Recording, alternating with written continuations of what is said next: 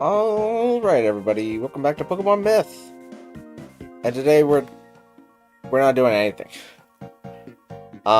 Today's plan is, now that I realize that this person sells, not only EV reducing berries, but they also sell EV gaining items, so I bought, 6 of the power weights, the bracers, and the lenses, because those are the more important ones.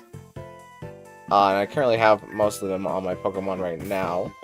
Speaking of Pokemon that I have right now, I started training up Sliz and Tump, because they're both Dragon types, which I think would be a good type to add to the team, but I kind of want to see how they turn out, what they evolve into. Yeah, I think they'd both be pretty good adds to replace Pokemon that we have now. And yeah, we're just going to do some EV training while also shiny hunting. It's a win-win situation.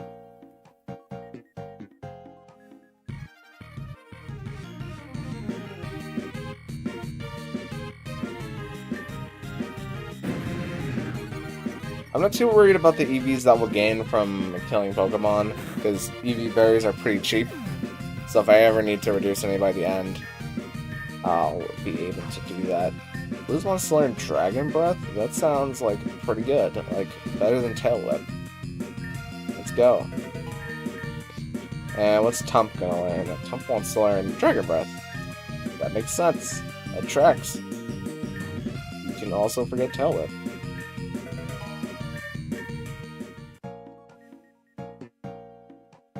We're gonna get a lot of levels from grinding in here, but better than nothing. There's also like a pretty good area, I would say, for finding shinies. Or shinies that I would want to have.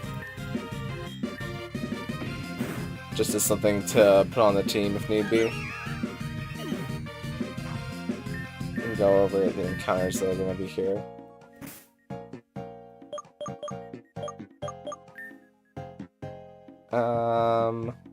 Yeah, these are all the Pokemon out here.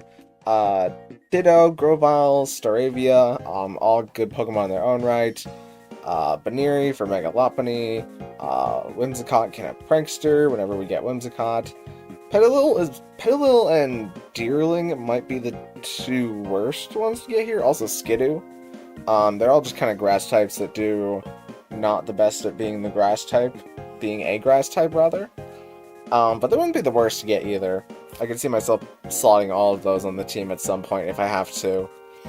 Like Petilil has like Sleep Powder, Sawsbuck gets like Horn Leech and pretty good moveset.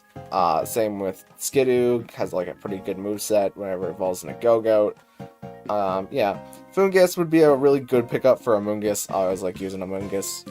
Jumpluff. That's not Jumpluff. That's Slurpuff. Slurpuff goes hard with some sets like Drain Punch, Belly Drum, Citrus Berry, Unburden. We can get Prankster Cat, Meowstick, or we can get Coco Nab back, and then we have another Sheldon. But this time it would be a shiny Sheldon. And I did do a little research off camera, and I found out that Mold Breaker based abilities like Terra Blaze and Terrabolt? What is Zekrom's ability again? It's Terra Blaze and... is it really just Terrabolt? But those Mold Breaker adjacent abilities do ignore the effects of damage reducing abilities like Thick Fat. So the more you know. We should have just swapped in the camera up and we probably could have saved Sheldon in that last battle, but what's been done has been done, and you learn and you live.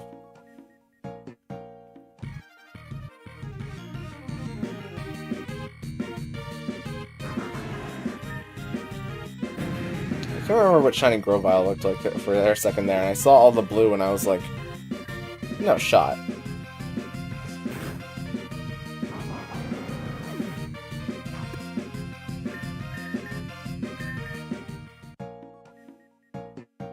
We might go to a different area later on just to get more levels in different places, but currently the place that I'm most comfortable grinding I already have a few shinies from. And something from here would be just kind of sweet. Get Slurpuff kind of sweet. Totally did that one intentionally. Okay, so this one's to learn Protect. Which is not that important, really. I'm not gonna worry about Protect. Tom probably also wants to learn Protect.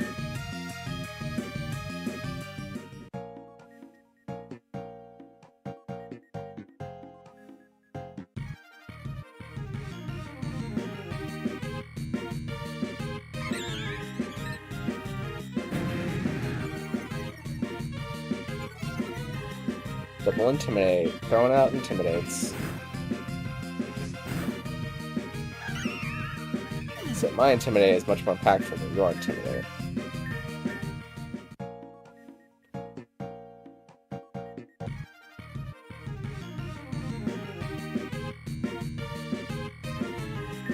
Critical Nab.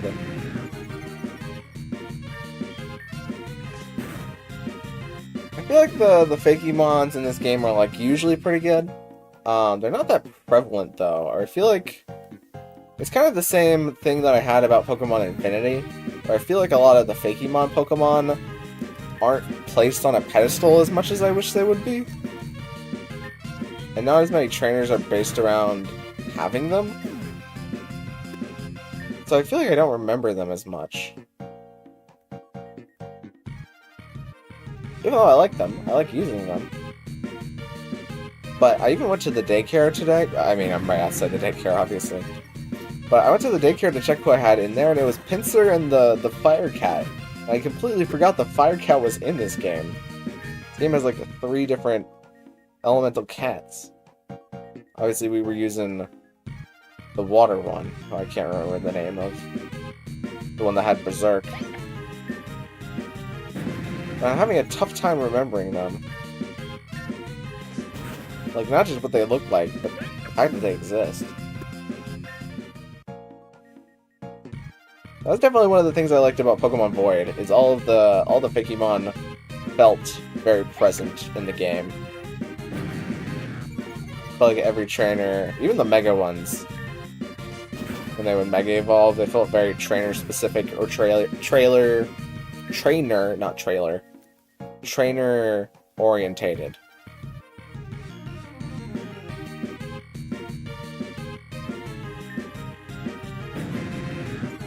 I might not remember all of their names, but I feel like I still remember a good number of the Pokemon from Pokemon Void.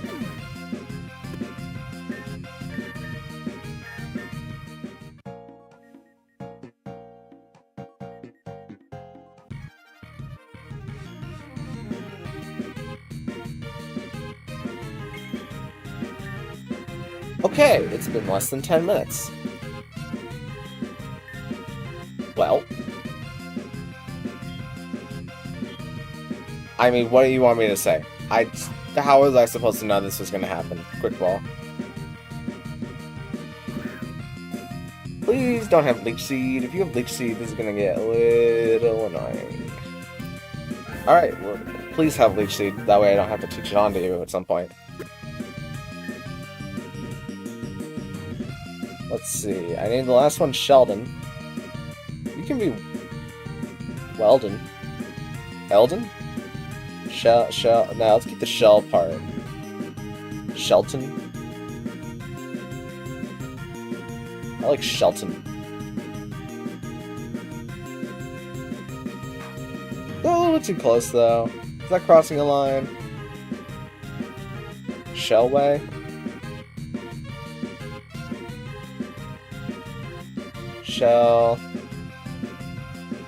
Shellway. I feel like there's a good shell name, though, that sounds just as reasonable as Sheldon, but I can't figure out what it would be. Shell. Let's go for... I could always change it later. Let's go with Shellway for now. That's a good one. That's a good pickup.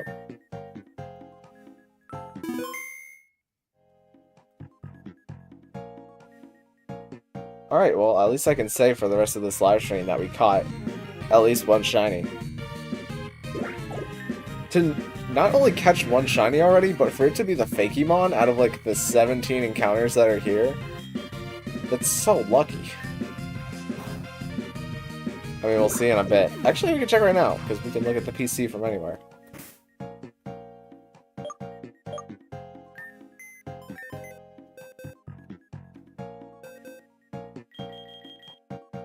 Shall we? Still has thick fat.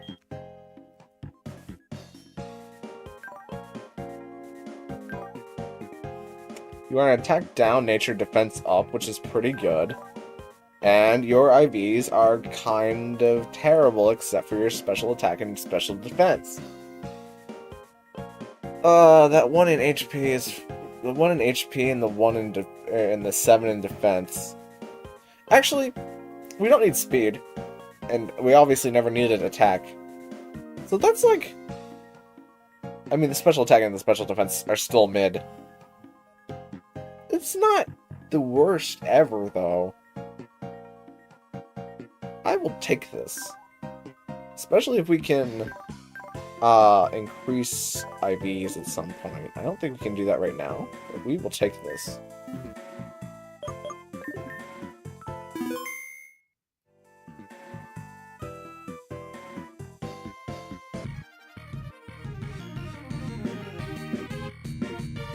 Now that I've gotten the only Fakemon in the area, I don't want to leave. I kind of want to head out. It's fun being here. I know I complimented all the Pokemon that are here so well. But also, seeing all the other shiny Fakemons is more appealing. Oh, there's a cave on this route. It's on the way back to the Pokemon Center, too. I'll have to check their EVs in a sec too. I need to know where everything's at. If I need to change to another held item. So Liz wants to learn Will-O-Wisp. Let's go. You can drop Defense Curl. Will-O-Wisp is just better Defense Curl pretty much. Tom wants to learn Headbutt. That's a strange... I mean, we'll give you Headbutt over the Defense Curl. Do we, though? We'll give it to you over Rock Throw. Because Rock Throw is just worse Smackdown.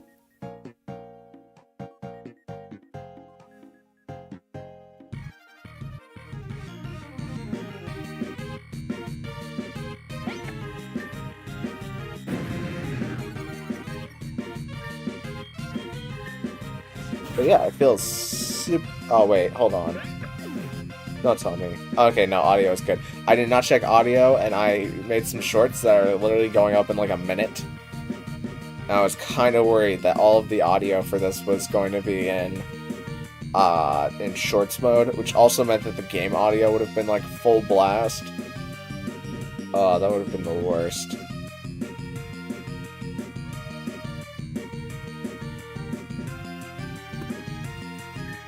Okay, Gyarados' EVs are still going up. Because it changed from 16 to 17.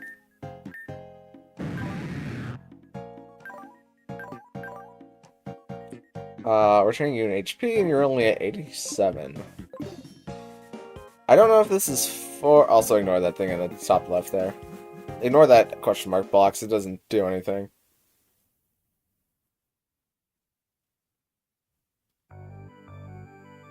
There's also this cave here. What is in here? Oh, something that we've not seen before lives here. What? Why is it a question mark? That's curious. We could find... the Lucario here would be nice. Any of the Hitmons would also be okay. Onyx would be okay, make a Steelix. Cubone would probably be the worst one. Or even Lairon has a Mega Aggron. I don't hate hunting here. But I'm gonna go heal up first real quick. Get our PP back on Gyarados. Or on Hope.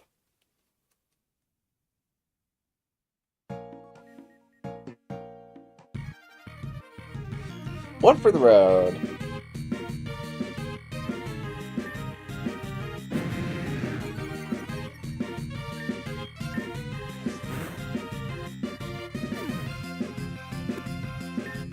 I wonder what that question... Oh, also Gyarados is now at the level cap, because I noticed that the level cap was 65 off camera.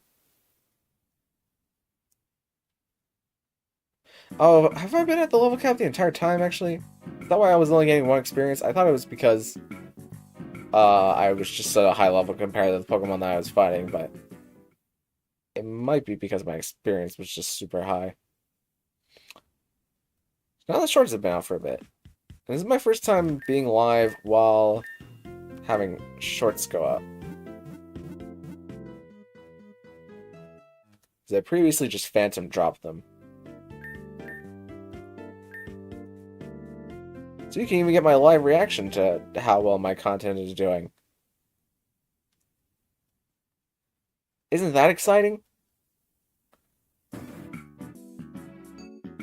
The answer is no. It's not that exciting if you were wondering. I don't know how you didn't figure that out. It's really not that cool.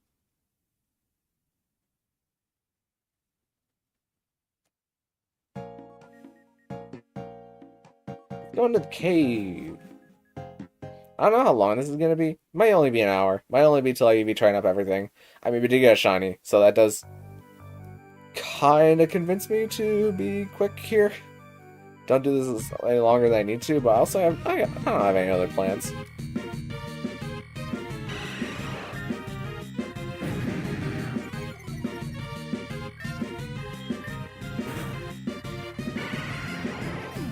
The Golbats are giving me speed, which I don't dislike. It's also not like the best thing in the world. Put on everything. Yeah, I can always take it off later.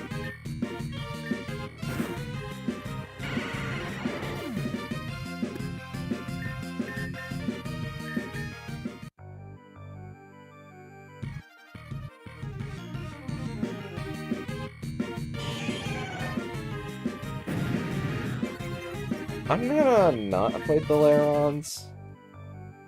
Just because I don't really care for whatever EVs they give. Not that I don't care for whatever EVs they give. I'm just kind of worried about one going for, like, sturdy metal burst. I don't think it would kill Hope. But I don't have to try anyways. I don't have to worry about it.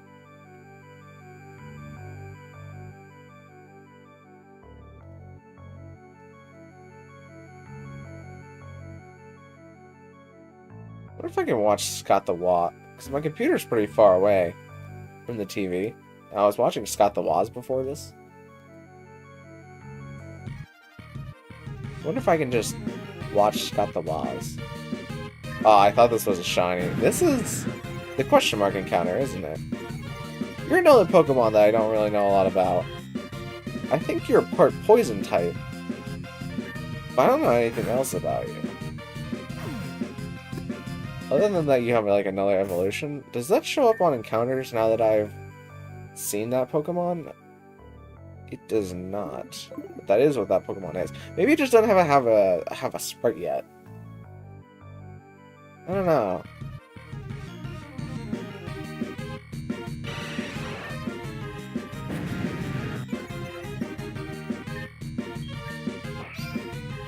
Quick guard. Dead. It's like mostly Golbats in here. Which kind of makes me just want to leave. But also the opportunity cost of getting something else. Like a Hitmonlee. It's high up there. Ah, actually smart. You're not that smart actually.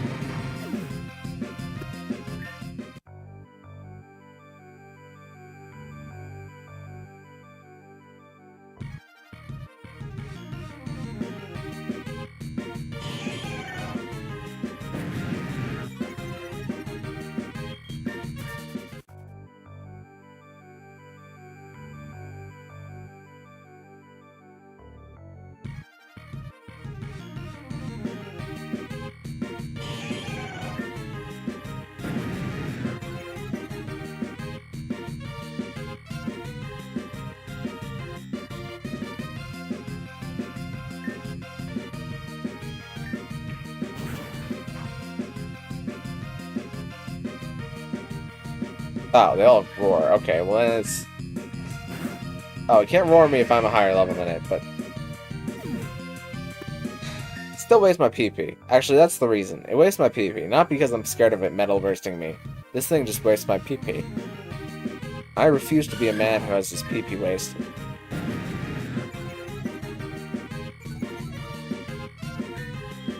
I always forget Hitmontop has Endure. That works? Oh, I didn't think Wide Guard worked at all in singles. That's... huh. The more you know, I guess. Other move would just fail in singles, but I guess... Because Earthquake is a spread move. Wide Guard works.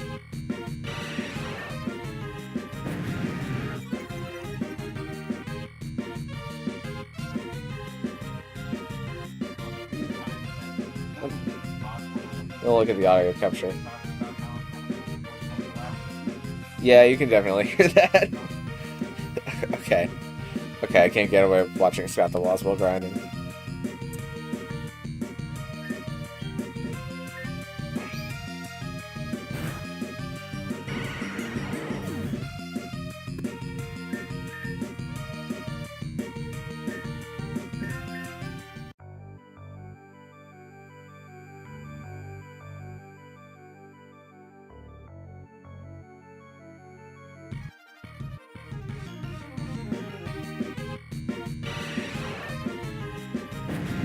Alright, it's been almost 10 minutes since the short's been out, so I'm actually going to look at how they're doing in a sec. Just out of curiosity. I only had 4 go up today. And my previous batch was 6, and I did 5, and now I've done 4. And I think 3 to 4, I keep thinking this thing is a shiny. I can't stop thinking that it's a shiny. You're poison and something that doesn't resist ground. So you're not grass. It would be pure poison. What poison? Dark. Oh, Garia. We all found out these things have levitate sometimes. Maybe we shouldn't attack it though, because they can have counter, right? I don't have the text document open of what these things can have, but I feel like the Lucarios might have counter sometimes.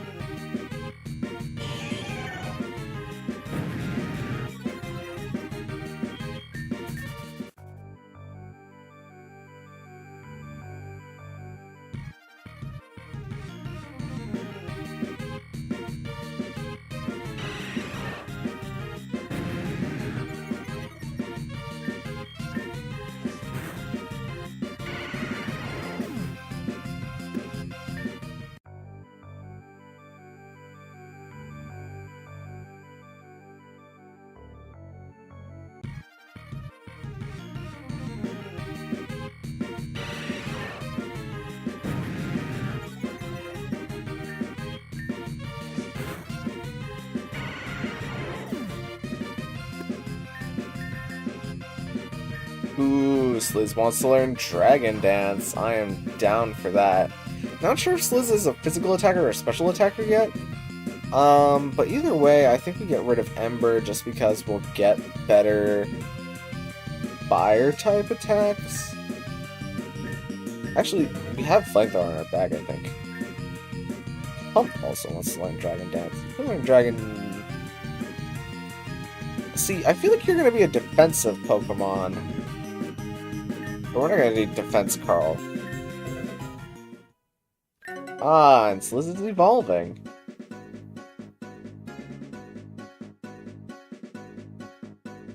I should check the text document to find out if this is a 2-stage or 3-stage.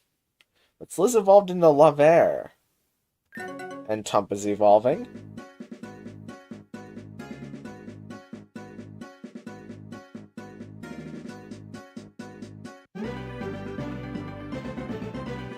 Tump evolved into Dreadrock. Okay, let's look at how these guys have changed.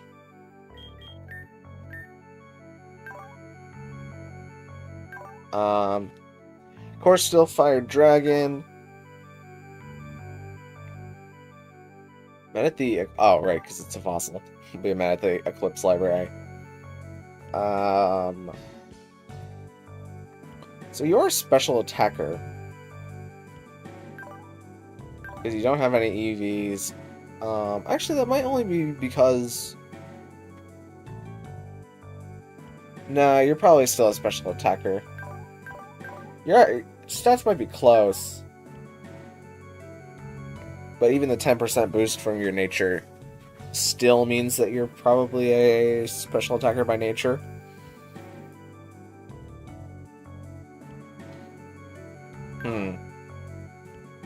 It looks like a mid-stage. So does Tump. They look like mid-stages. But your ability to stage Flame Body, which is really nice. And your ability stayed Battle Armor, which is still really nice. Kind of just hoping that those don't change over time, but I'll keep leveling up, and I'll check the text document in a sec. I wanna see how the shorts are doing. What? Who's talking to me?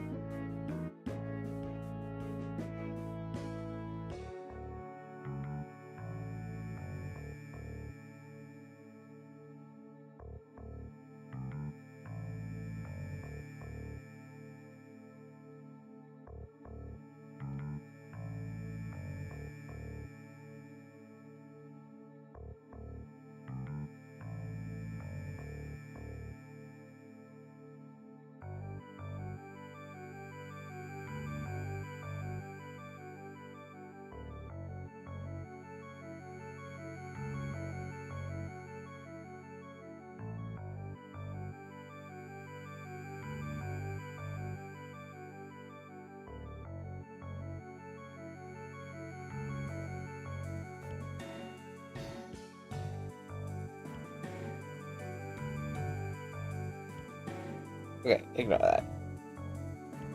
I had to deal with something else. Let's see. Ooh, I've gone up 2 subscribers. That's good. It's a good sign. I don't think the views on the shorts are accurate yet. Okay, seems like each of them have gotten 50 views or... Wait, no. I have no idea.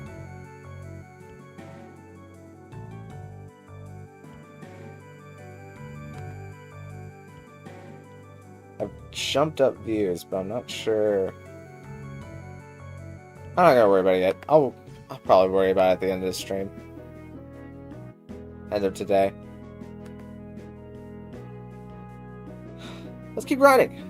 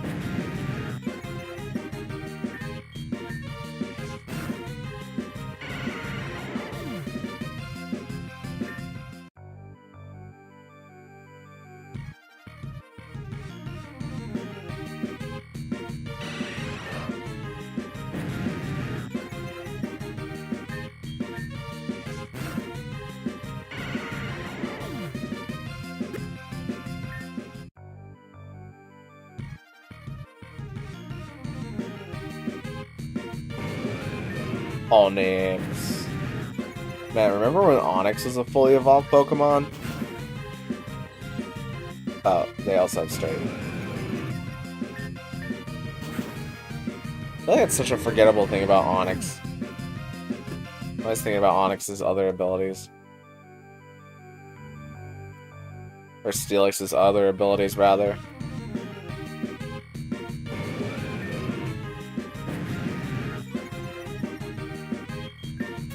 be fair, I also don't remember when Onix was a fully evolved Pokemon. I pretty much joined Pokemon, like, right at the end of Generation 4, which is not even close.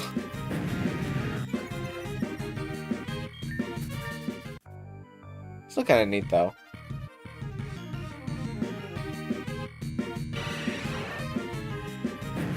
You know, to see, like, betas of things. Like, beta Gen 4 came out, and Arceus looked, like, way different. Still, like, the same kind of shape.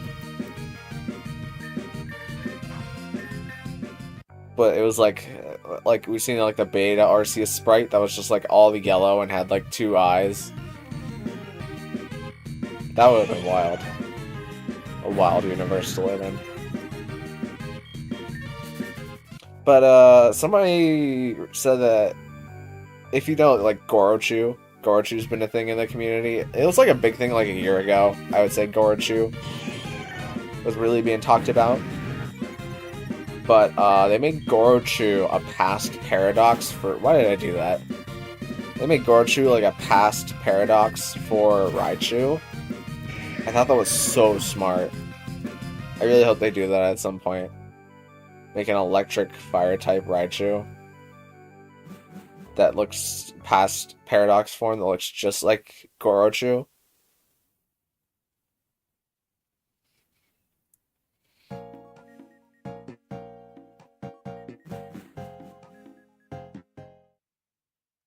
you want to hear me talk about things for a very long time, one of the things that I've been thinking about recently is what Game Freak might have been doing in order to mitigate the effects that fan games have been having on their games. Or like their creative output. So I think one of the things that, I don't know, this might be thinking way too far into it, but I think one of the things that Game Freak really thought about while making Gen 9 is the fact that fan games are progressing to a point where they're, like, really good. Like Uranium, Insurgents, Myth, all the fan games, like, there's teams behind them that make them really good. And the thing about that is that usually there's content created specifically for a fan game. Like, this fan game has Mega Arcanine, it has a different form for Lucario. And the thing about that is that if, like, 500 fan games come out, and each one invents, like, a different typing for a Pokemon, it really starts to limit the things that the Pokemon Company themselves can do for making new forms for Pokemon, like regional variant forms. Because then it becomes like, oh, well, this fire-type Lucario has been made 5 different times. So if Game Freak wanted to make, like, a fire-type Lucario, then, like, the idea's already been done. And if they do it in a way that is, like, with polish, somebody has probably already thought of that idea and has made it in a fan game at this point. Probably. Or by the time that the next generations come out, they will have thought about it and already have a concept for it, maybe have a sprite made for it. So if they went through the entire creation process of making a fire-type Lucario with 3D modeling and lore and all the polish and stuff, only to be called, like, just copiers for copying somebody else's idea. And I feel like that's something that we've avoided. I mean, we've only had regional variants for 7 generations, kind of 4 if you include Hisui. And Gen 8 didn't have very many regional variants, just Tauros and Wooper. But I feel like they've done a good job at kind of dodging the popular fan game regional variants that have already been created. But that's kind of besides the point. But in the future, it makes creating new Pokemon forms very difficult, because you're basically working in a minefield of, we have had this idea, we think it's good, but it's already been done. So we step into a minefield. Of, like, fan-created content, where it just looks like you're copying something that already existed. But this generation specifically, I feel like they did a really good job at giving the fan game community a lot to hold on to that doesn't have to return in future games. Like terrestrial forms. So far we only have one terrestrial form, and the leaks are saying that we might get one for Terapagos, and we might get one for Miraidon and Koraidon. That's like it. We get 4 terrestrial forms. It's like a pretty... Terrestrialization in and of itself is like a pretty basic idea, but we have 4 terrestrial forms that are... Like, technically, Ogerpon counts as like 4 different terrestrial forms, but it's all for the same Pokemon, you get what I mean. It would be really easy for the fan game community to adapt this idea and advance it to where there's, like, terrestrialization forms for more regular Pokemon. Like, Gyarados gets its own terrestrial form, maybe where it's like a dragon, flying, dual type, something like that. Hitmonlee did not go for Indoor, and that I'm very thankful for. What's another Pokemon who could get like a dual type terrestrial form? There's a lot for the fan game community to dig into, but once we get out of Gen 9, we might revisit Gen 9 further down the road with something that advances terrestrialization. I don't know what it would be, but maybe something. But we don't have to... Like, the lines don't have to connect in the fan game community and the official Pokemon games, just because they might never re-explore the idea of terrestrial forms, and even if they do, they'll have new Pokemon at that time that they've created that can get new terrestrial forms. Whereas it would be really hard for the fan game community to, like, A, create a new Pokemon that perfectly overlaps with a Pokemon that is created in the future, but also to give a terrestrial form to that Pokemon. It's pretty unlikely.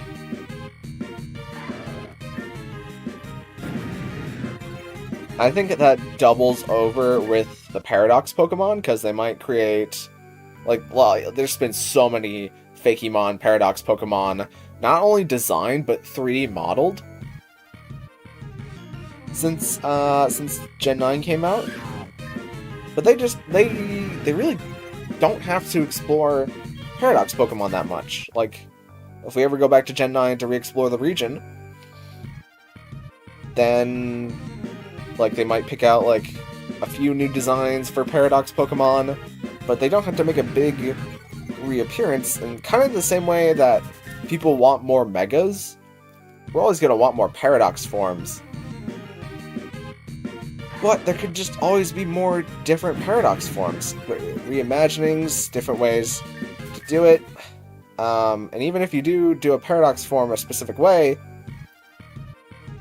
there could be different versions of the Paradox form. Like, I kind of feel like I'm rambling at this point, but it's very interesting to think about how future-proofed Gen 9 is. I feel like it's, like, really good in terms of...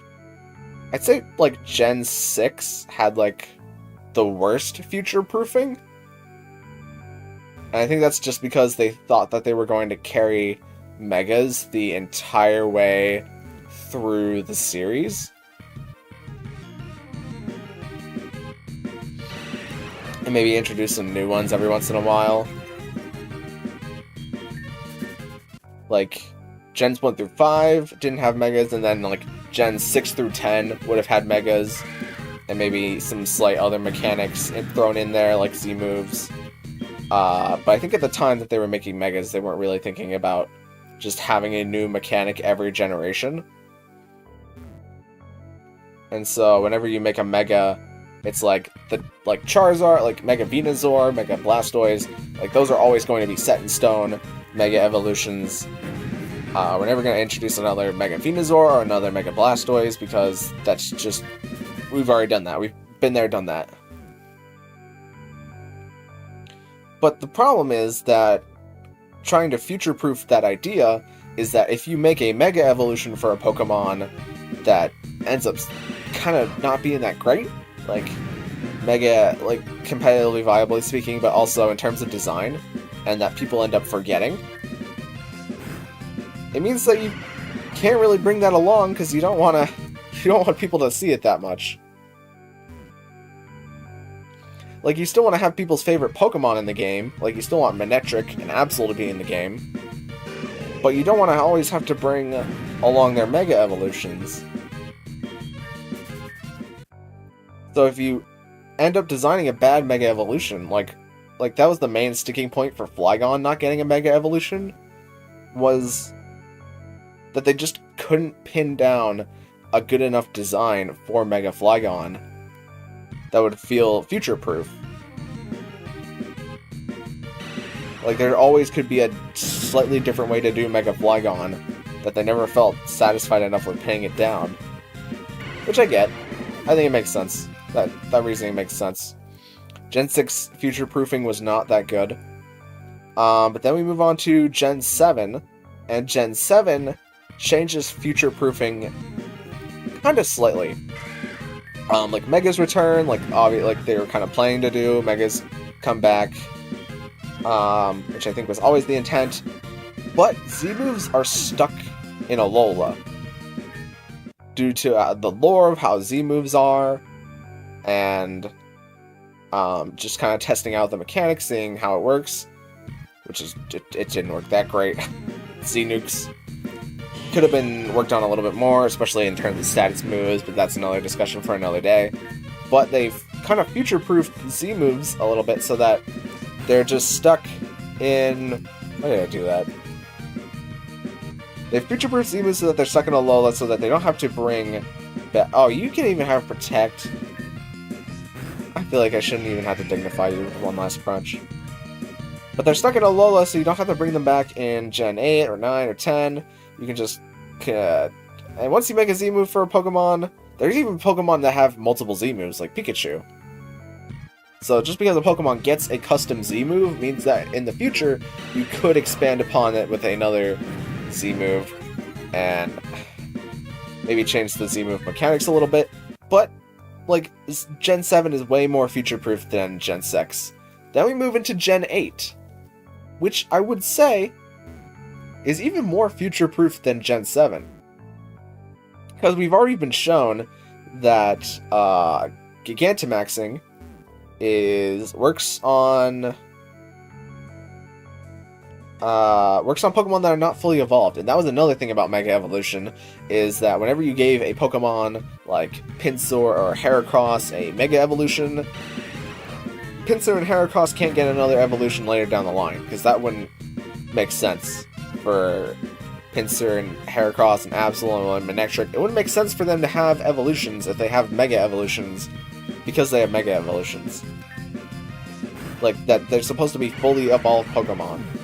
There's never been a Pokemon that has a Mega Evolution that has an evolution. That's not a line that we've crossed yet, but that is a line that we crossed. That is a line that we have crossed with Gigantamaxing. Because we have not only Archaludon coming out in DLC 2, but Pikachu, Eevee, and Meowth all receive Gigantamax forms despite not being fully evolved Pokemon. So they've future-proofed Gigantamaxing a little bit, because now Pokemon like Duraludon can have evolutions if they feel like they are warranted. Pokemon like Sizzlipede, who might not have had the biggest impact in the competitive scene or anything else, can have an evolution, or it can have a regional variant with an evolution.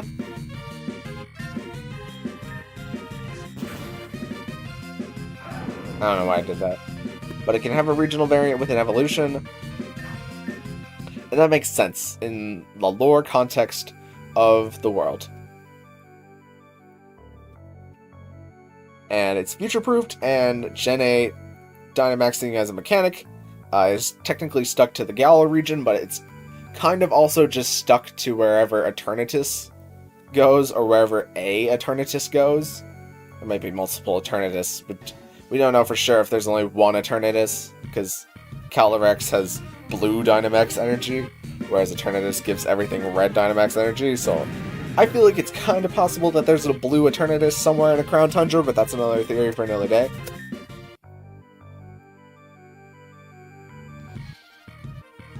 But for the sake of argument, Gen 8 is even more future-proofed Gen 7.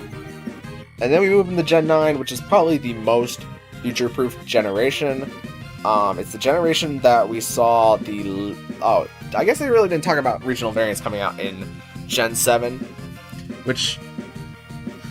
Actually, we'll go down the entire timeline of regionals in its own conversation here in a sec. But Gen 9, in terms of mechanic, future-proofing, terrestrialization is super future-proof. Gen 9 is super future-proof. With terrestrialization can go on anything, and then you give Pokemon that probably will not evolve again, like big legendaries. You give them, like, special forms, sure.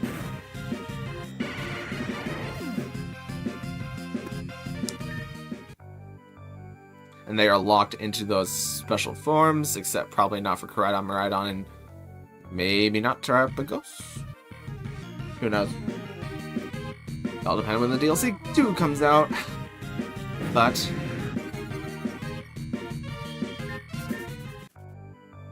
it's a super safe concept. Like, I think terrestrialization is probably the most likely to return mechanic.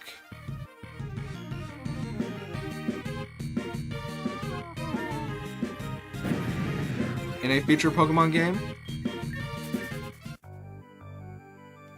I feel like they might even be hinting at that fact, with Briar talking about how they want to bring terrestrialization to other regions.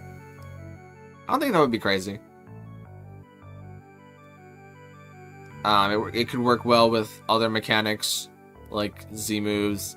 Like, if a Pokemon is terrestrialized, it can't use a Z-move, or if a Pokemon has a Z-move crystal, it won't terrestrialize for whatever reason. Gigantamax Pokemon can't terrestrialize. If a Pokemon is terrestrialized, it can't Gigantamax. You get what I mean. The mechanics just don't overlap with other future mechanics. Game, are we okay? I'm gonna do a quick save after that. Game, where are we in terms of EVs? Okay, we're getting pretty close on the HP. A few more battles and they'll change over held items to other held items. But then there kind of comes up what I was talking about before in future-proofing regional Pokemon. So Gen 7, they come up with the idea of regional Pokemon, which saves them a lot of time designing new Pokemon for new Pokemon games, because they can just take something that worked before as like a basic idea and just kind of modify it a little bit. Like with Ninetales, to Alolan Ninetales is a really good example of how they don't have to recreate an entire Pokemon design to look different from a Pokemon. They just need to design it enough to look different based on its new typing and new ability set, new everything like that. Still looks like the original Pokemon, but they don't have to do all the work of creating an entirely new Pokemon, which is good, because in Gen 6, we had the least number of Pokemon come out in a single generation, and not a lot of people like that. It made Megas obviously fill in the gap there, but even when you throw in Megas, it feels very...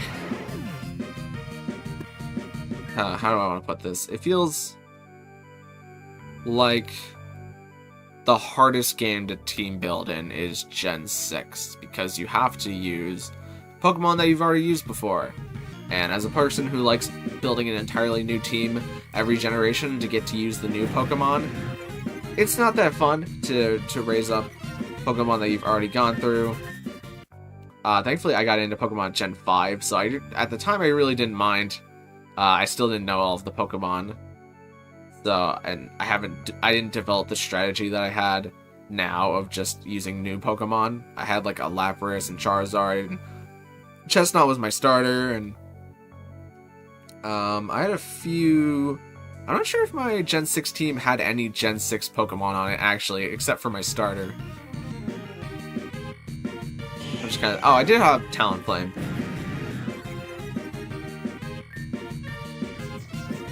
Why did I do that? Because I was mashing the button. Did I really have both Charizard and... Did I really have both Charizard and... Talonflame on my endgame team? I don't... I'm gonna have to check that. Where's my 3DS? I can check that right now, actually. But that's besides the point. Gen 6 had the lowest number of new Pokemon species in a single generation. I think even if you include Megas, it's still the lowest. Or one of the lowest. But Gen 7 rolls around, and regional variants help fill in that gap of designing new Pokemon by a lot. Gen 7 was, I think, the generation that I started using only new Pokemon on my team. And it was very cool getting to use new regional variants of old Pokemon because it feels like you're training up a new Pokemon. It's as fresh of a new experience as you can get. Like my Sun team, I think, was Incineroar. I think I'm gonna have to double check all of these things. I cannot remember my Sun team other than Incineroar. What would I have had? I would have had a water type. Right? I think.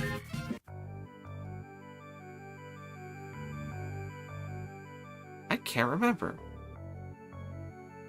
Oh, I had Toucannon. That was my flying type. Who else was there? Oh, I had Vigavolt. I might have lugged Crabominable the entire way. Actually, I don't remember if I used a regional variant on my Gen 7 team. Or my second Gen 7 team for Ultra Moon. But, like, regional variants, still terrific idea. Helps carry the load for new Pokemon and new ideas. And that is the point where something kind of sparks in the fan game community of, oh, we no longer need to design new Megas, because that's kind of what everybody was doing at the point, was designing new Megas or new Mega concepts for existing Pokemon. We can just design Pokemon that have different types. And that's what Pokemon Insurgents... Well, Pokemon Insurgents was before Gen 7, but it was like the Pokemon Insurgents idea of Delta Pokemon coming from the card games. But it's that idea of things that we were already doing was designing Pokemon with different types. I think Pokemon Insurgents kind of maybe monopolized is the word, but Pokemon Insurgents was the Pokemon fan game that I feel like really pushed that idea to the limelight. And then regional variants comes out, and it's like, oh, we're not designing Delta Pokemon anymore, we're designing regional variants. Here's Gyarados, but Fire type and Dragon type. Here's Snorlax, but Grass type. Here's Bidoof, but God, you know? And so Gen 7, the concept of regional variants is done, but I don't know how much they think about future-proofing it. I would say very little at that point went into the idea of future-proofing regional variants, other than the fact that not every Pokemon... Actually, yeah, I would say very little thought went into the idea of future-proofing regional variants. For a problem that I'll talk about it a little bit later.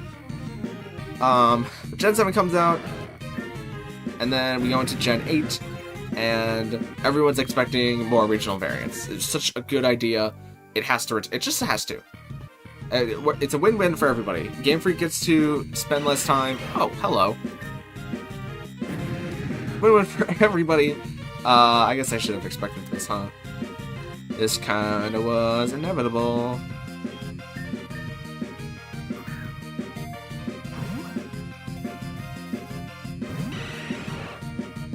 We're gonna have to do this the hard way, huh?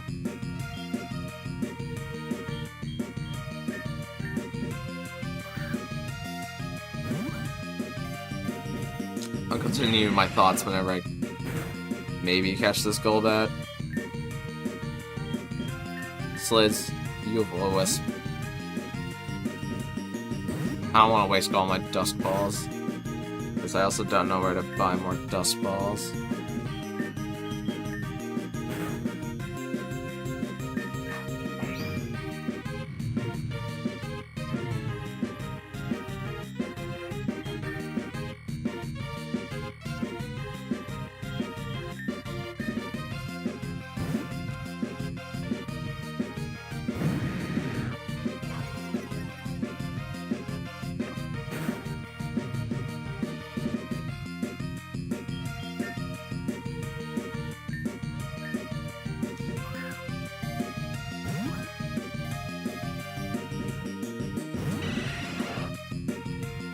You're gonna be a real pain, aren't you?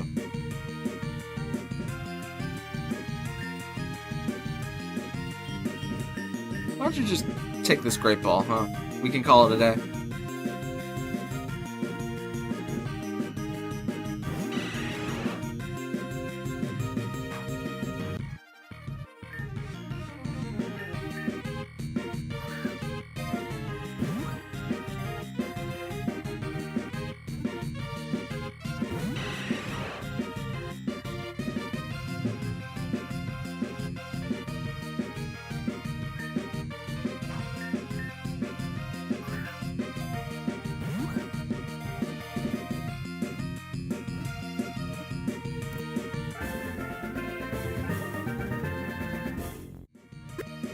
Cool. Let's see. Not whistle, but... What is not? What's something that you can do with your mouth to produce pleasant sound, but not whistling? Spit? Harmonica?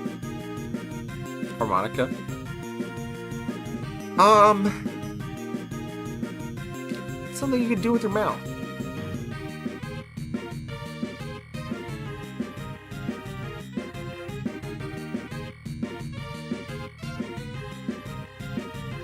Other than singing. Singing, whistling, talking.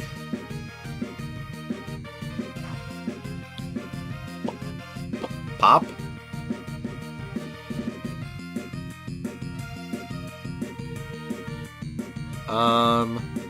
Or maybe what's a different name for whistling? That might be better.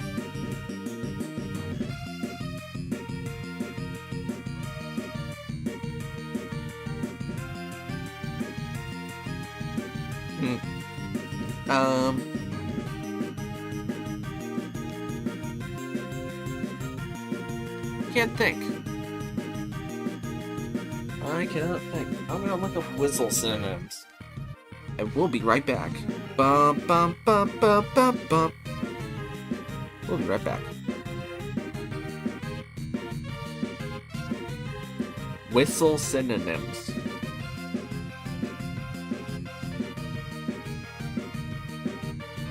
Hiss. Shriek. Signal.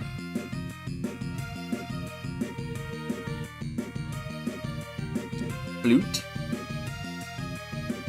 Ooh, I like warble. We're gonna go with warble.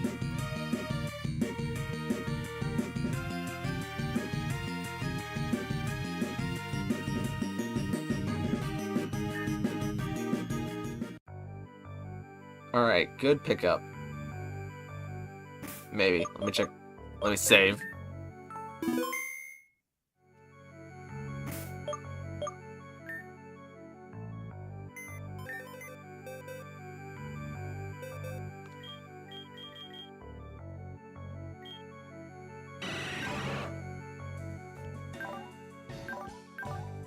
You do have focus. 31 in defense and 30 in HP is really good. Also, not too disappointed about the special attack, special defense, and speed stats. What is that attack stat doing, though? Like, I guess this is supposed to be special Crobat, which is not impossible to use. But I don't know if I have the things to set up special Crobat. Maybe we will in the future, though. I definitely wouldn't count this one out. But you are very much a special Crobat. Special. You're special. I didn't get a good look at your nature, though, and I don't really remember. It's probably that time I need to change. Or wait, were your EVs just maxed out? Wait, what? You have less EVs than my start. What? Weren't you at like 230 something? In HP? EVs? Oh wait, no. I'm on the wrong screen.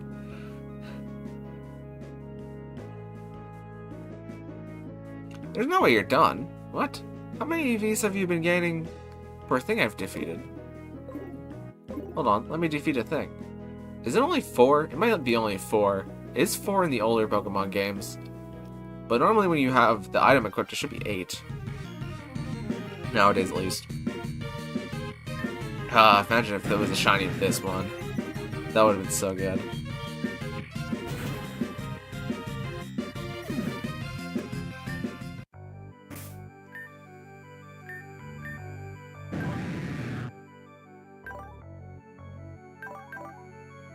$239. I forget what it was at before, but it definitely didn't gain 8. Maybe I can catch it on the video playback. Nah, I can't.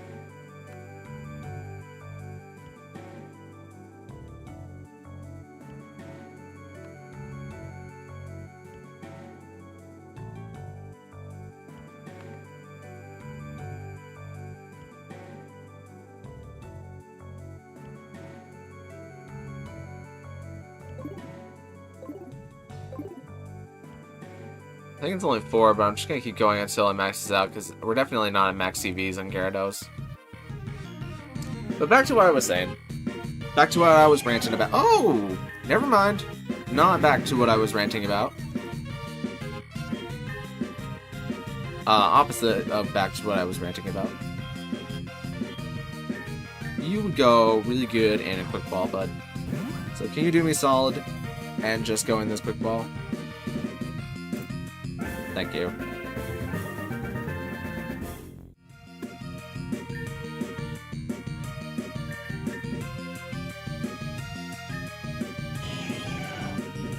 Steel Rock type. In Reborn, I named all my shiny Larons Dark Knight, or something along those lines. I'm gonna just call you Knight.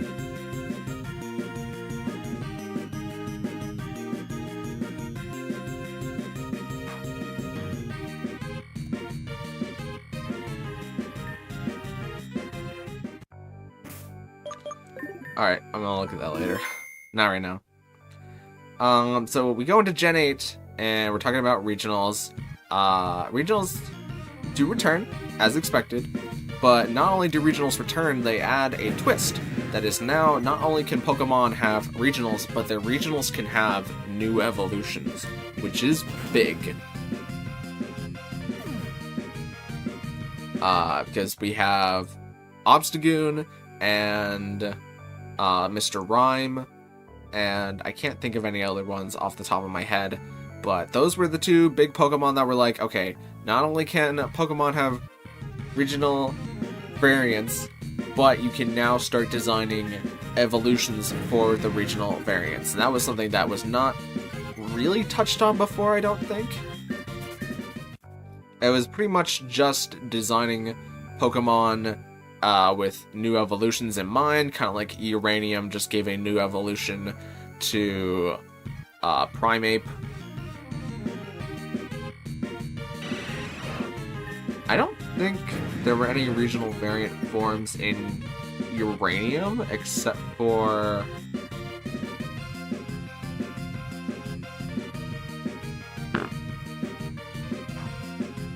except for the Uranium Pokemon, obviously.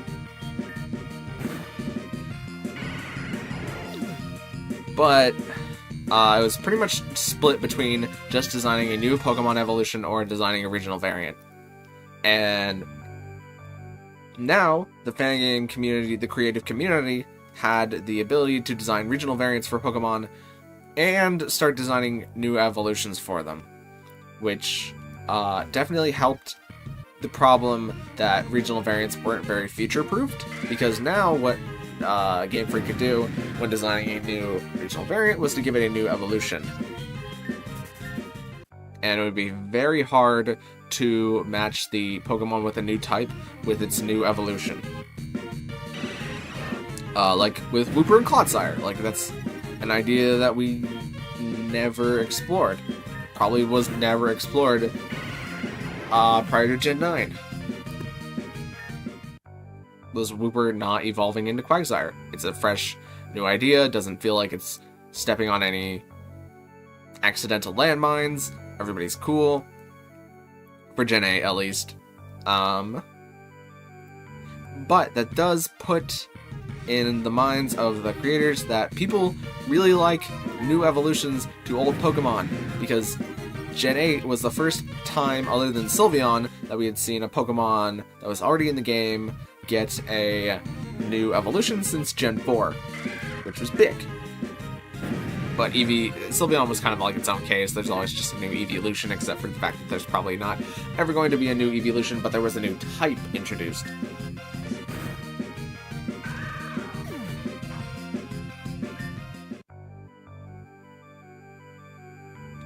So because there's a new evolution, they get pretty confident going into Pokemon Legends Arceus, and we get some banger regional variant forms. We're looking at Hisuian Zoroark. We're looking at all the Hisuian starters. We're looking at who else bangs? Avalon kind of bangs.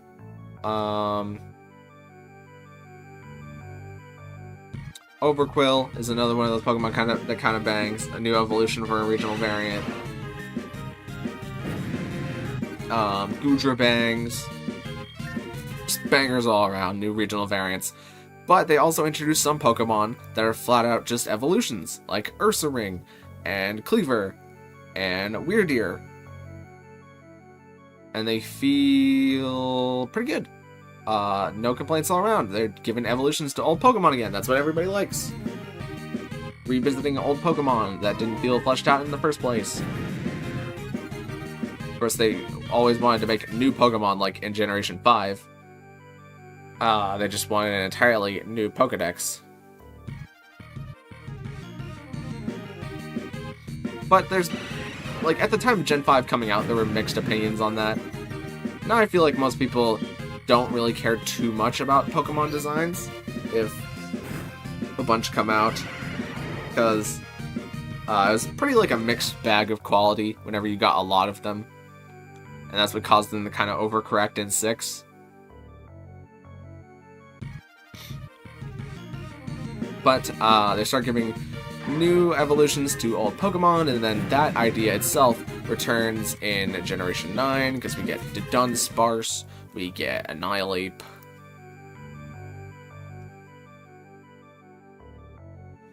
And as far as everybody can tell, no toes have been stepped on, because they could always do split evolutions. That's kind of the point of Diplin. Diplin, Diplin in and of itself is breaking a bunch of new rules, where even new evolutions of Pokemon that previously were split evolutions can evolve again, because Diplin has an evolution. Maybe I should kill that Cubone. But Diplin proves that Pokemon I already said what I said. That's good. It gives the fan game community a lot to chew on. It makes it less likely that they will be stepping on the accidental landmine of creating something that's already been created, and everything still feels fresh. Like, I feel like kind of going off the fan game community has made so many designs for Dunsparce evolution, because that's been something that's been wanted for a really long time, that the result of the fan game community making so many Dunsparce evolutions was what caused us to get to Dunsparce. Probably the most lackluster new evolution. But it also didn't step on anybody's toes, because nobody was making to Dunsparces. They were making Dunspargos that were normal dragon types.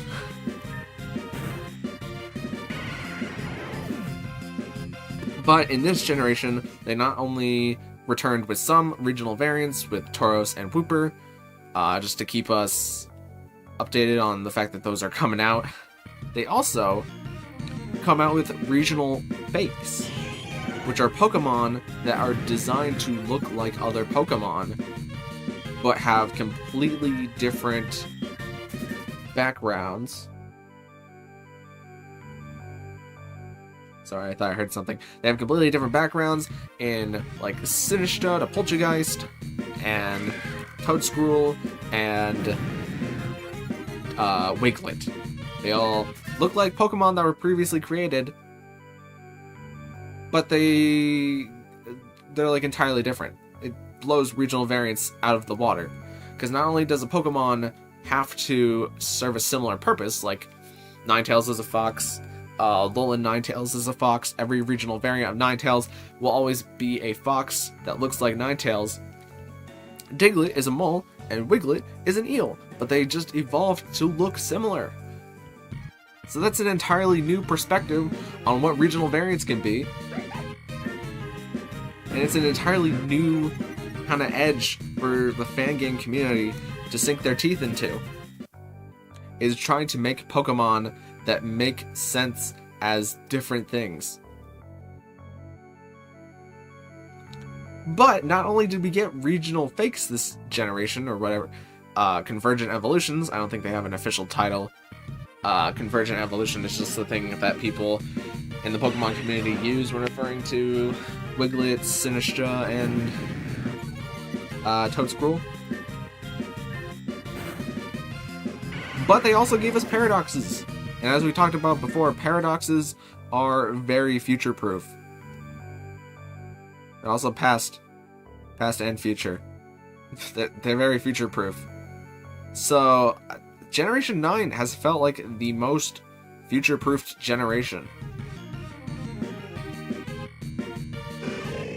And I'm not sure if it's something that... I mean, I've literally spent like an hour now talking about how good I think the future-proofing is, but it might be possible that they've not thought about any of this. But I feel like they have. I feel like they have, because the line, it just makes too much sense. That around Gen 4 or 5, they really started thinking about how to future-proof Pokemon to make it so that it's going to be a franchise that is around for a very long time. And there's going to be other problems that arise in the future, like having 2,000 Pokemon at some point is a crazy thing to think about, but if they release like 100 Pokemon every generation, that's, what, like 30 years away? 50 at max? 2,000 Pokemon? It's nuts. And that's only Pokemon species. That doesn't even include regional variants. Someone that definitely needs to learn Lava Plume over Flame Wheel. Wait, what? Oh, Sliz and Tump are not... Oh, it's because Sliz went into that battle where I caught that one Pokemon. Oh, that's... they're off in experience now. Ah, shucks. Alright, well that's just something I'm gonna have to be used to. You're done now, right, Gyarados? Yeah, your EVs are 252. Give me this.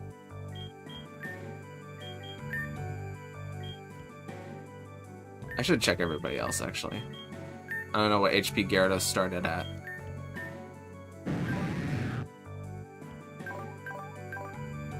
But yeah, that's my down the rabbit hole.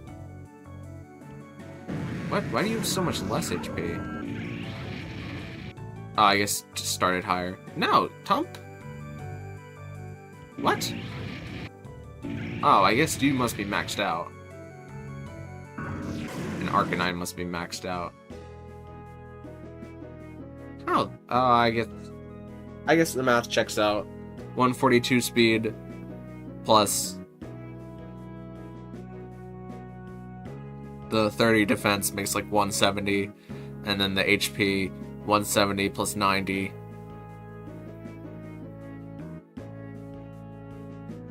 Makes 260. And then you kind of vary that with like the 20 and 220 in attack. Yeah, the math works out there. Okay. I guess I don't need that much HP on Gold Dogger. I just don't know how useful the speed is going to be yet, though. I gotta forget Rock Smash. I need Crunch.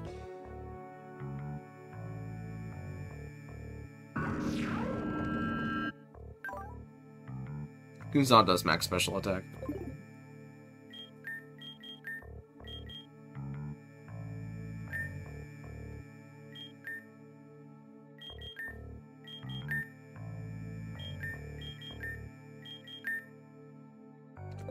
Okay, I'll worry about their held items later. What is Gyarados? Gyarados needs just attack.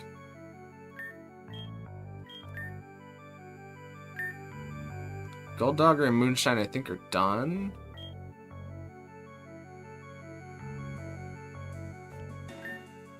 I'll give this to you, though.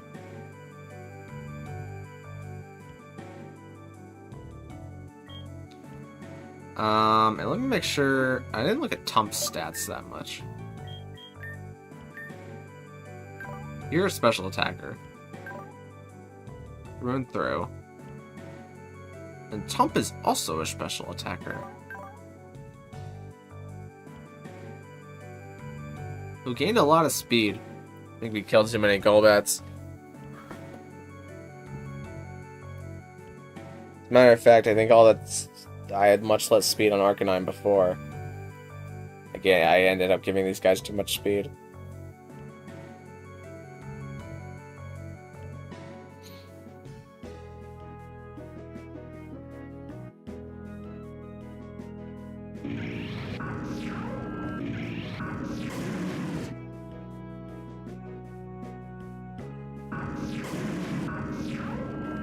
Yeah, even Spiritomb doesn't need this much speed. You probably need the speed.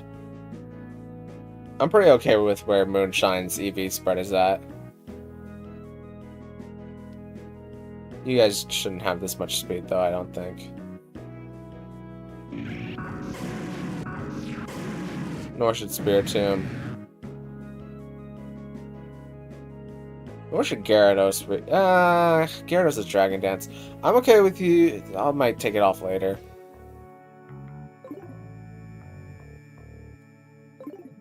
But, wait, what item is Moonshine holding? Oh, give me that.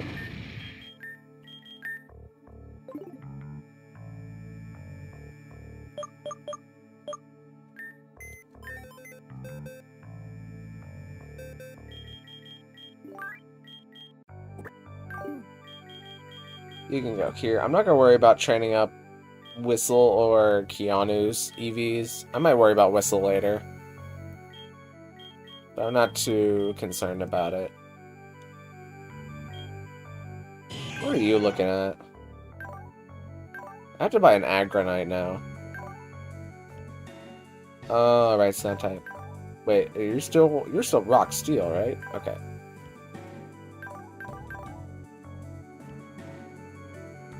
Oh, those defense IVs. Those are... Wow. Those are defense IVs, huh? Also, Spadef down nature. I probably evolved this thing, but I don't think I would ever use it. You can kind of go to the Isle of Misfit Shinies for now.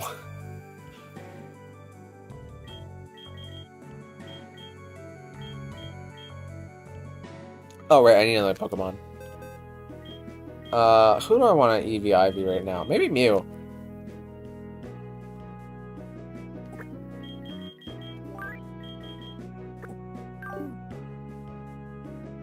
Give Mew some HP EVs.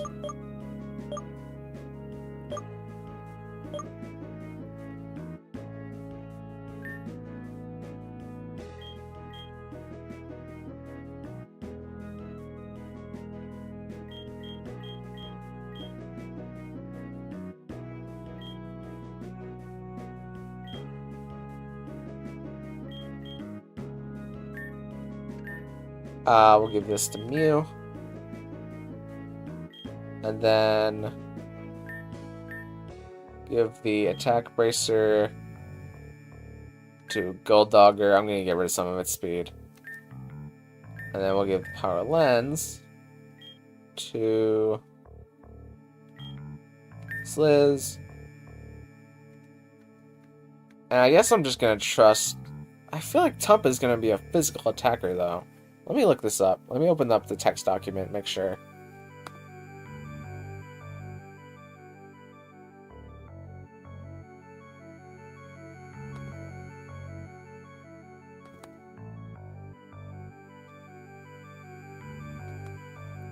Pokemon.text. What? Tump, what are you actually called? Oh, I could have just opened my notepad. I'm gonna find it. Okay, whoops. I mean, I still need to give you this. Spiritomb. Then let's use my tomato berries, and we're gonna take speed off of Gold Dogger.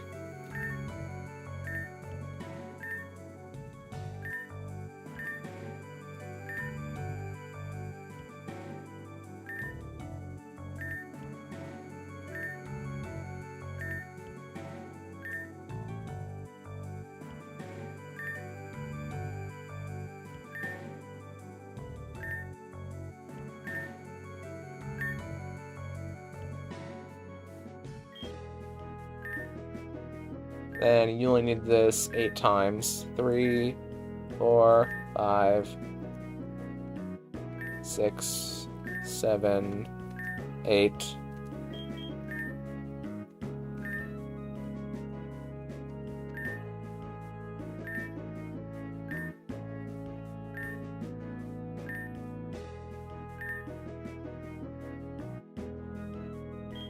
And you need this 8 times 2, I think.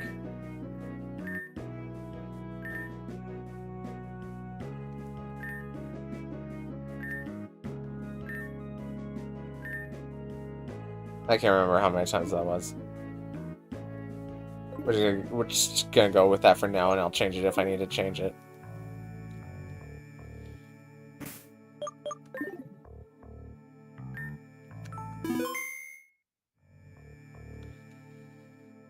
Alright. Oh, right, I was gonna check, what Tump... What is Tump called? I didn't even check what Tump is called.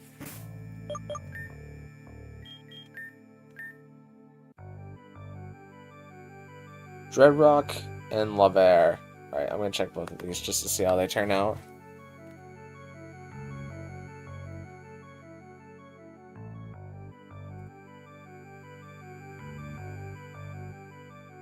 Alright, Lavaire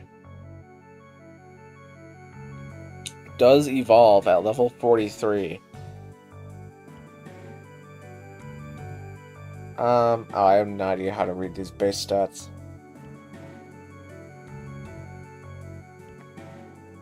Guess I can kind of look at their movesets. Lavaire gets Meteor Mash, Flare Blitz, Earthquake, Draco Meteor, Flamethrower. Yeah. I don't know. I don't know what Lavaire's gonna end up being. I'm gonna bank on Special, though, and probably keep it that way. Let's see, is turn after this? Or before this? Yeah, it seems like it. Evolves into Techagon at level 43 as well. You have Dragon Rush, Draco Meteor, Earthquake, Head Smash, Hyper Beam, Meteor Mash. It's a very similar moveset.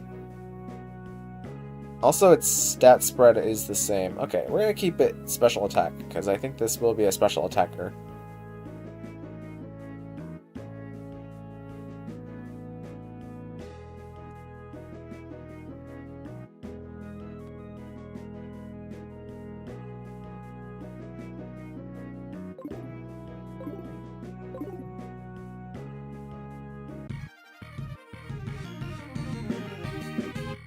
Now that I found 2 shinies in here,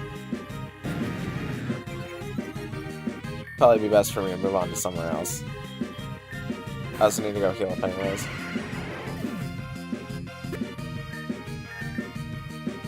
Jump now, wants to learn Rock Slide. Well dang.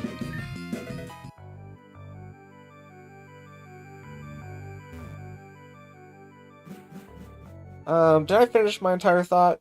I feel like I finished my entire thought on Pokemon future-proofing. Thank you for coming to my TED Talk, if you're for some reason watching this. And I'm excited to see what they do in the future for Pokemon future-proofing. As someone who wants to make a Pokemon fan game one day, I think it's very interesting what they've done. I mean, kind of another thing on Pokemon future-proofing is just not bringing every Pokemon into every Pokemon game. It's something that they've been doing since Gen 8. It just makes sense to do. Like, that's just the start and the end of that statement. It just makes sense. It would be impossible for them to bring every Pokemon into every Pokemon game, and not every Pokemon deserves to come into every Pokemon game. Cause Terra Electric Shedinja with Air Balloon should not be a thing that exists.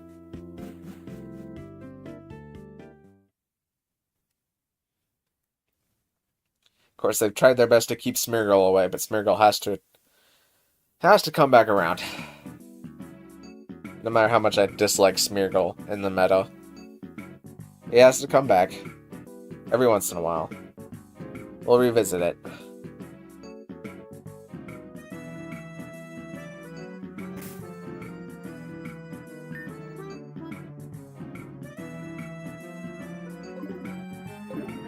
Should I go now? Mythan Catacombs actually is not a bad place. What do we have in Mythan Catacombs to mess around with?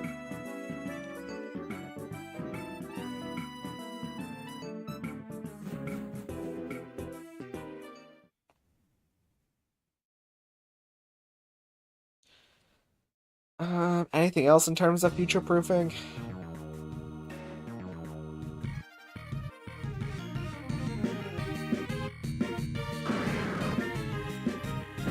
Alright, do you have sturdy? Can't remember, but I'm not gonna risk it.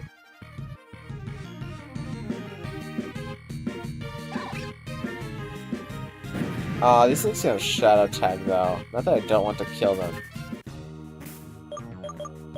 It's just that can be kind of annoying. I guess I wouldn't dislike getting anything on this list as a shiny. Except for Marowak again.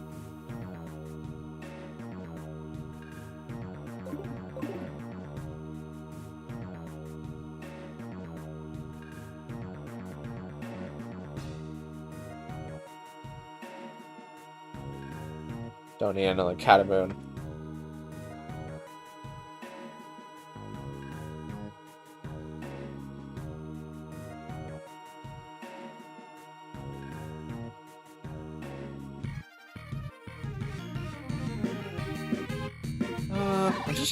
Oh ho ho ho! Look at you! Wow, okay. I really hope you don't have the ability to kill yourself.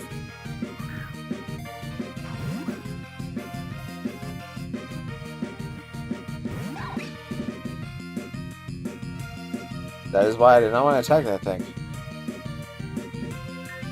Oh wait, now I can't use that. Logical. I might also be shadow tagged into it. I guess I can check. But these things are fire types? I guess Sliz wouldn't be the worst thing though. I really want to be very careful because I really want this thing really badly. Like, I am willing to throw pretty much all of my Pokeballs through this, at this thing.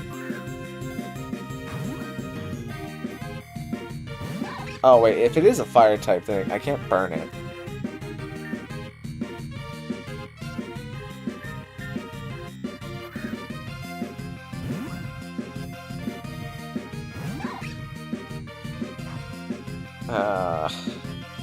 I mean, I guess I could try. I've never confirmed that this is a fire type, but it definitely looks like one. Moo, do you have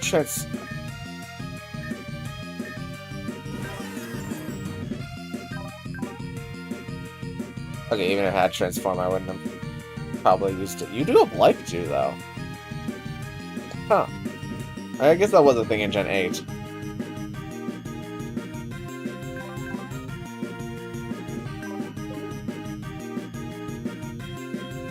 Kumsanto can put it to sleep. Sounds like our best option to catch it. Okay, I really thought I was gonna do like Pursuit or something there. The animation took a sec.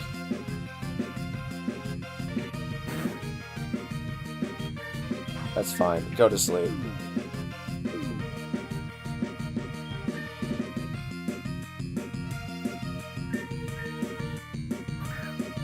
Please don't waste all my balls. Nice. Okay. That is probably the...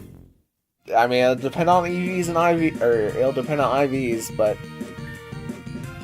that might be the best pickup out of the entire stream.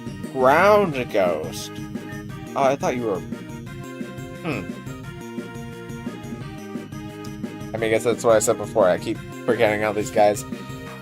What am I gonna call you? I feel like Cataboon would have been another good name for this Riolu.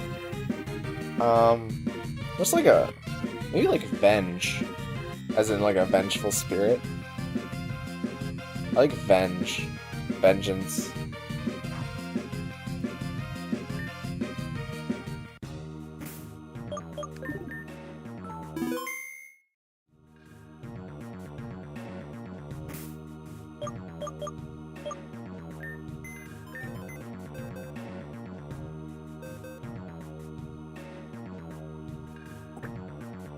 Do you have Arena Trap? I don't think you carry that when you evolve, though. I can check. I am on the document. Ground Ghost type. Attack down, special attack up, I think is bad. Because normal Lucario can be mixed with, like, Flash Cannon and Ore Sphere, but I think they made this one to be just physical.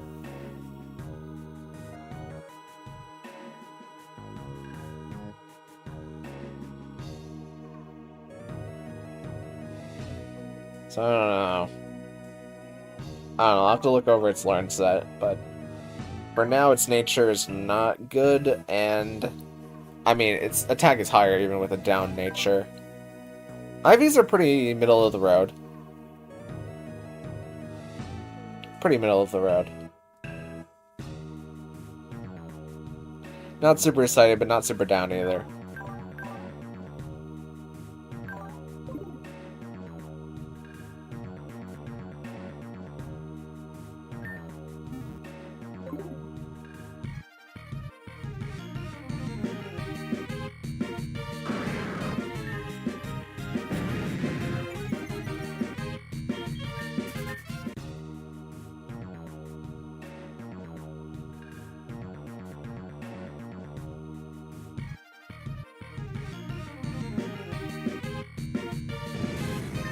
Magnemite.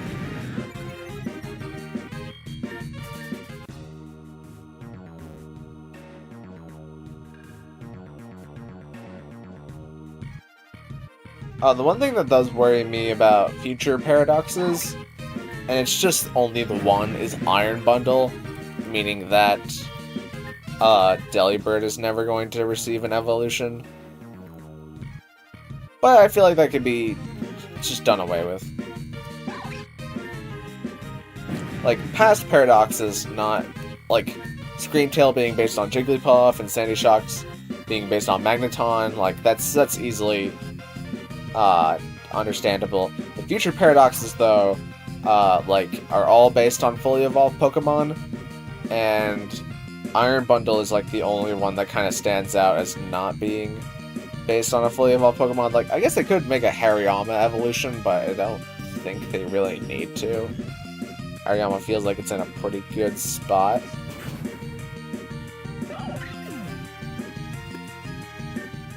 Like in Reg A. Like, if something was viable in Reg A, like Hariyama was, I don't think it needs to change, really. I think I'm hacking.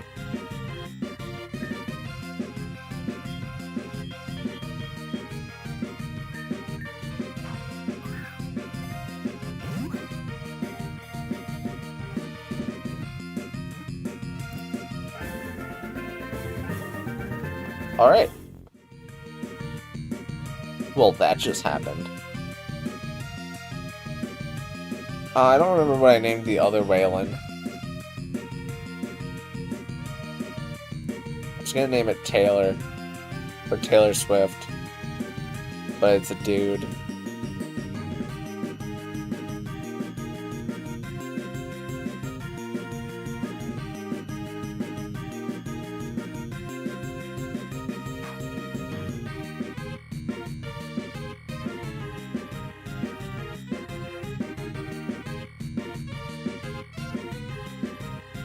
What? Am I done?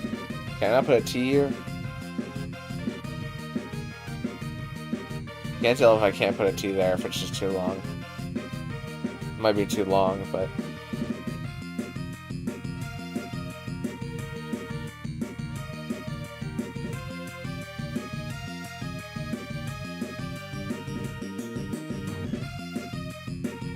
Alright, we'll go with that.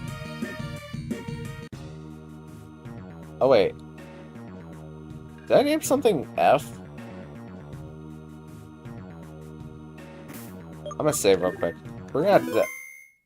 I can't tell if I named something with an F in it, and then it caused speed up to activate. I don't think so.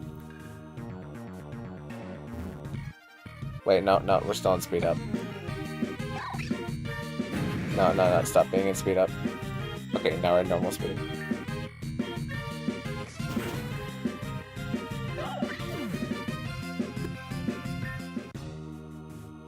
Alright, we've gotten some good ones. We have 3 Fakemons and 2... Technically 4, because Golbat can Mega Evolve. Fakemon Mega Evolve. And now that I've gotten 2 shinies from here, I mean, that is my code. I should leave. Don't want any repeats. Because I don't know what to do with them. Unless I really have to use them. I don't want to have to use them. But they are legal encounters. It would be a waste not to.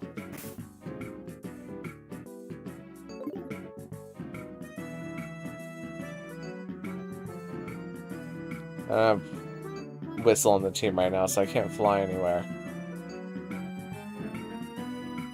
So we're just gonna go to this route over here.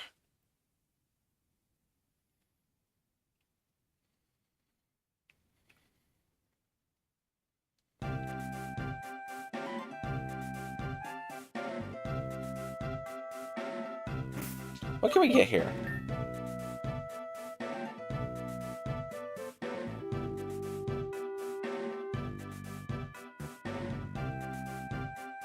I don't really think I want to waste that much time here. Even if we do get a shiny, I don't think I really want anything from here. I don't know, it's like 20 minutes until I end. Wait. No, it's like 20 minutes till I end. I might just call it here. I'm out of things to talk about. I went on my entire future-proofing Pokemon rant.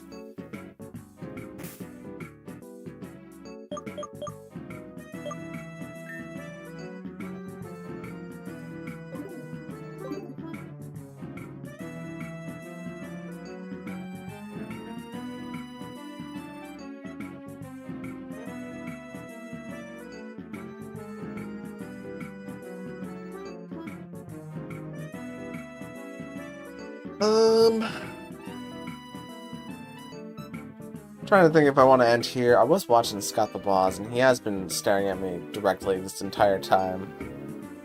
Unwavering. And it's kinda cool, kinda not.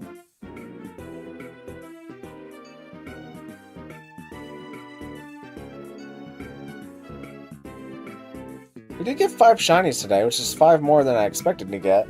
I mean, I think the shiny rate in this game is pretty similar to Reborn in that it's 1 in 100. So it wasn't that unlikely to find one today.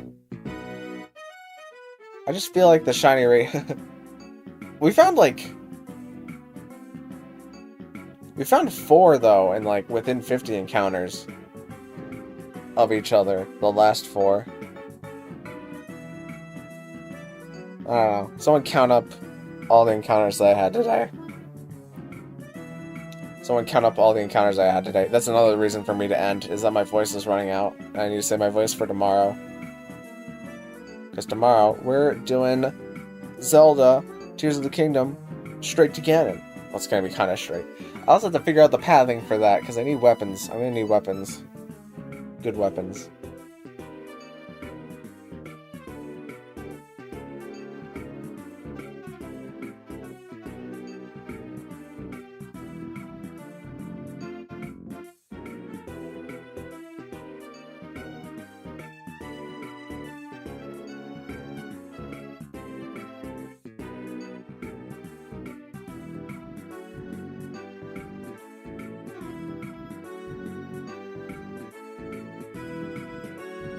Yeah, I think we're gonna end here. Thought about it. Don't really care to do 20 minutes more grinding. In case you care to see the EVs, what we ended on, there they are, 94 tech.